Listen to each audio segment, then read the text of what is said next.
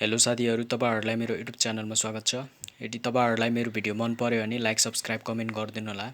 तपाईहरुले यहाँ देख्न सक्नुहुन्छ नेपाल सरकार श्रम रोजगार तथा सामाजिक सुरक्षा मन्त्रालय वैदेशिक रोजगार विभाग। यो चाहिँ EPS कोरियन भाषाको एक्जाम सेन्टर हो। यदि तपाईहरु यसमा पढ्नु भछ र फर्म भर्नु भछ भने तपाईहरुको एक्जाम सेन्टर आइसकेछ। तपाईहरुले राम्रोसँग हेर्नु होला र तपाईहरुले यहाँ देख्न सक्नुहुन्छ तपाईहरुको परीक्षा चाहिँ 2079 4 महिना 2 गते हुनेछ एक्जाम। जुलाई 18 2022 मा हुनेछ एक्जाम र तपाईहरुको एक्जाम सेन्टर चाहिँ CBT भवन। यो चाहिँ भैँसीपाटीमा पर्छ, ललितपुर जिल्लाको भैँसीपाटीमा। र त्यसपछि तपाईहरुले यहाँ देख्न सक्नुहुन्छ तपाईहरुको परीक्षा अनि कति बजे हुन्छ यहाँ दिएको छ। तपाईहरुले यहाँ देख्न सक्नुहुन्छ पहिलो शिफ्ट भनेको छ बिहान 8 बजेदेखि र परीक्षा सुरु हुने समय रहेको छ 10 बजे।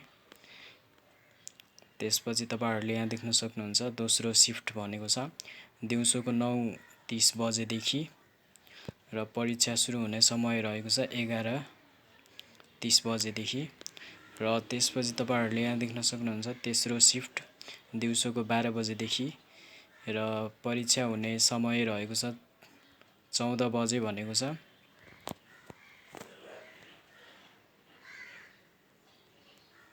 दुई बजे हुनेछ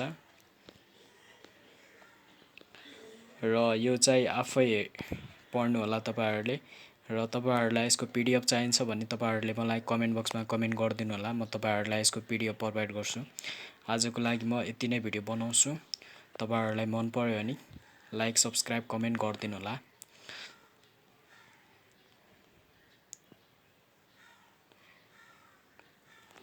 ओके साथीहरु।